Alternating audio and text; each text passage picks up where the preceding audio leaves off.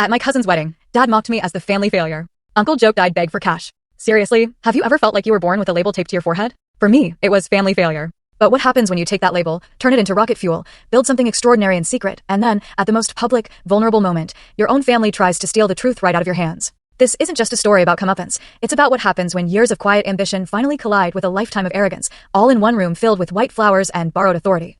I didn't set out to embarrass anyone. I just got so incredibly tired of being erased by the same people who swore they knew me best. So, consider this the beginning of how it all finally unraveled, not the end. And look, I'm going to take this slow, because everything about that night started long before the first toast, long before the first eye roll.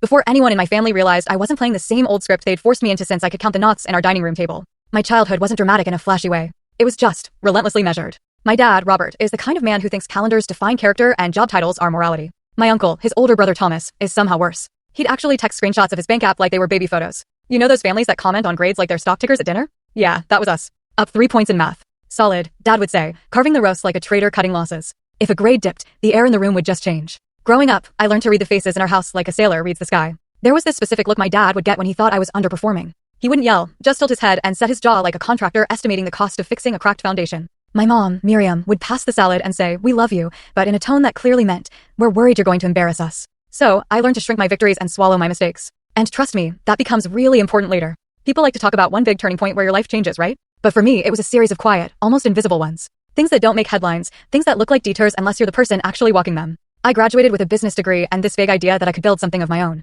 My first job out of college was at a logistics firm, entry level. It paid enough to pretend you're moving forward while your feet were basically stuck in wet cement. I lasted 11 months before my position was eliminated. The email said restructuring, but my father heard he didn't work hard enough. He took me to breakfast the next morning, staring at the menu like it owed him money. So, what's the plan, Miles? Hoping someone hands you a promotion. Man, it wasn't always like that when I was a kid. There were good days. But adulthood had sharpened him, like the world just kept confirming his theory that softness is a kind of sin. I told him I'd figure it out. He just smiled in that way that isn't a smile at all. I believe in realism, he said, not fantasies. After that, I went to a startup. It folded. Of course it did, Uncle Thomas said with a delighted grimace at a barbecue, where everyone else was eating ribs and trying not to comment. Startups are just expensive ways to fail loudly. After that, I took an operations role at a company that looked promising. They got acquired, and I was one of the redundancies. Look, getting cut is an honest thing. It's not pleasant, but it's not a moral judgment. No matter how much my family tried to make it one. I kept hearing some version of the same sentence. Maybe you're just not built for this. Some people's families knit blankets, mine and then, the part that shocked everyone, watch full story.